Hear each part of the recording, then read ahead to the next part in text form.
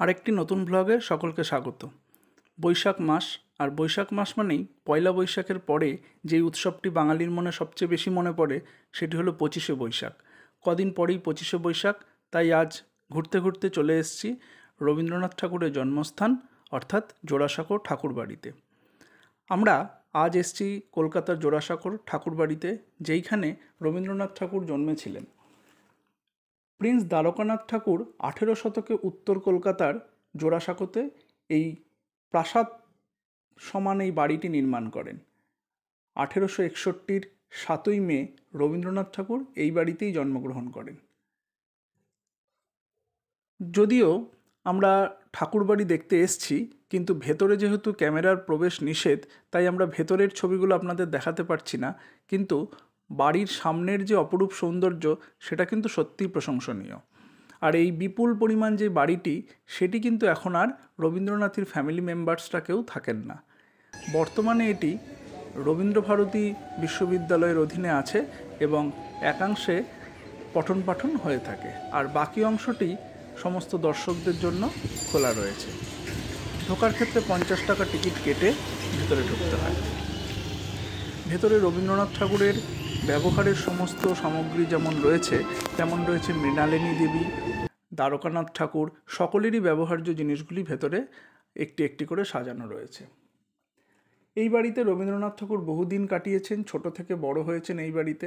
যদিও পরবর্তী সময়ে তিনি শান্তিনিকেতনে কাটিয়েছেন, কিন্তু এটিই তার আসল জন্মস্থান। আর 1941-এর 7ই আগস্ট অর্থাৎ বাংলার 22শে শ্রাবণ এই বাড়িতেই কিন্তু তিনি দেহত্যাগ করেন। সমগ্র বাড়িটি অনেকটিই বড় এবং অনেকগুলি ঘর রয়েছে, এবং প্রত্যেকটি ঘরের ভেতরে ঢুকলে আলাদা একটি অনুভূতি আমরা পেয়ে থাকি।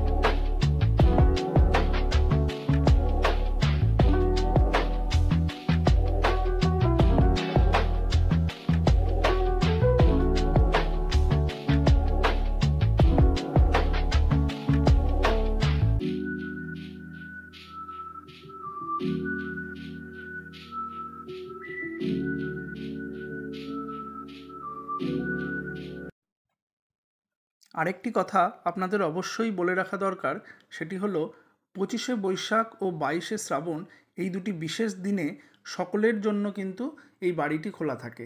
এই দিন কাউকে কোনো টিকিট কাটতে লাগে না, এবং মোবাইল ও ক্যামেরা নিয়েও ভেতরে প্রবেশ করা যেতে পারে, যার জন্য কোনো নিষেধাজ্ঞা থাকে না। আশা করি আপনাদের ভিডিওটি ভালো লাগলো।